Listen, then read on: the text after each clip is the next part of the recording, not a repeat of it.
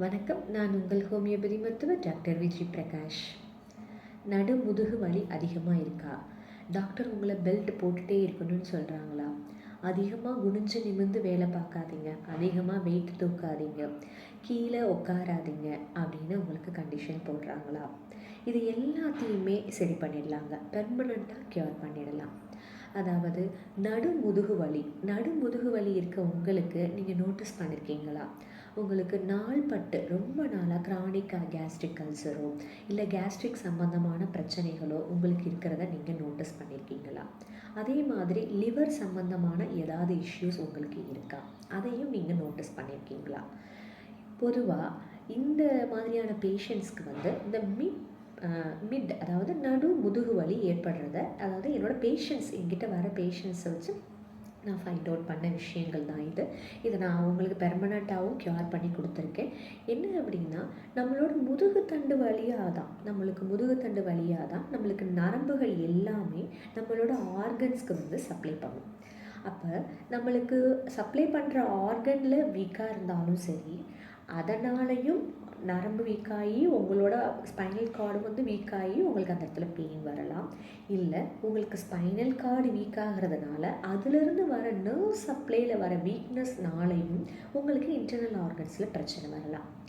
உங்களோட வேலை, அதாவது என்றைக்குமே ஒரே பொசிஷனில் ஒரு மசில் ஒரே பொசிஷனில் லாங் ஸ்டாண்டிங்காக வச்சுருக்கிறப்ப அந்த மசில் அதிகமாக ஸ்ட்ரெச் ஆகிறப்ப என்ன ஆகும் அப்படின்னா, உங்களுக்கு அந்த மசில் வீக் ஆகும். அப்போ அந்த மசில் தான் சப்போர்ட் பண்ணியிருக்கு. நம்மளுக்கு மசில், டெண்டான்ஸ், லிகமெண்ட்ஸ் தான் ஒவ்வொரு போனையும் சப்போர்ட் பண்ணி பாஸ்டரை கரெக்டாக வச்சிட்ருக்கு.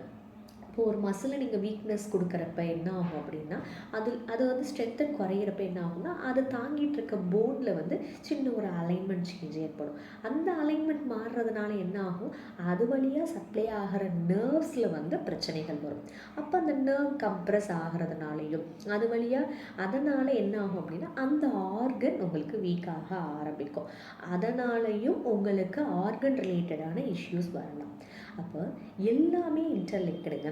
நம்ம உடம்புல இரத்த குழாய் ஆகட்டும், நரம்புகள் ஆகட்டும், நிணநீர் சுரப்பிகள் ஆகட்டும், மசில்ஸ் ஆகட்டும், போன் ஆகட்டும், எல்லாமே ஒன்றோட ஒன்று தொடர்புடையது.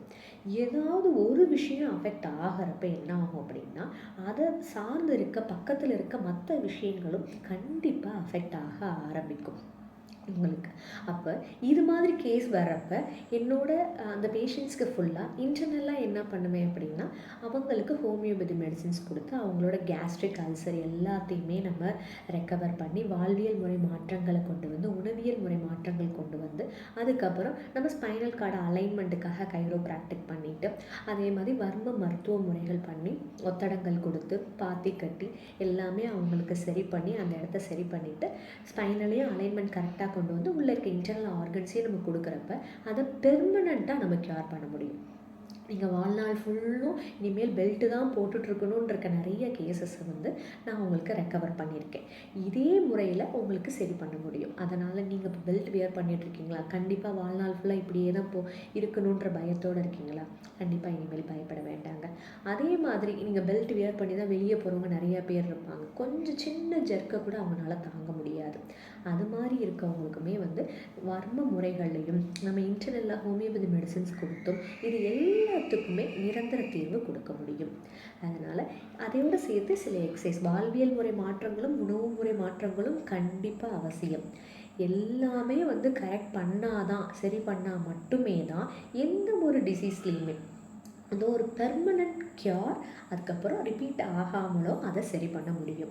இல்லைனா ஒரு இமீடியட் ரிலீஃப், அதாவது என்னென்னா ஒரு கொஞ்ச நாள் மட்டும் உங்களுக்கு ஒரு ரிலீஃப் கொடுத்துட்டு அதுக்கப்புறம் உங்களுக்கு திரும்பி அது ரிப்பீட் ஆகிற மாதிரி இருக்கும். அப்போ ரிப்பீட் ஆகக்கூடாதுன்னா எல்லா விஷயங்களையும் நம்ம கடைப்பிடிக்கணும். வாழ்வியல் முறை மாற்றங்கள், உணவு முறை மாற்றங்கள் எல்லாமே நம்ம கடைப்பிடிச்சு கொண்டு வர்றப்ப இது எல்லாத்தையுமே பெர்மனண்ட்டாக நம்ம கிளியர் பண்ண முடியும். நன்றி, வணக்கம். அடுத்த வீடியோவில் உங்களுக்கு இதுக்கான எக்ஸசைஸ், அதே மாதிரி உணவு முறைகளுக்கான டிப்ஸ் எல்லாமே நான் ஷேர் பண்ணிக்கிறேன். தேங்க்யூ.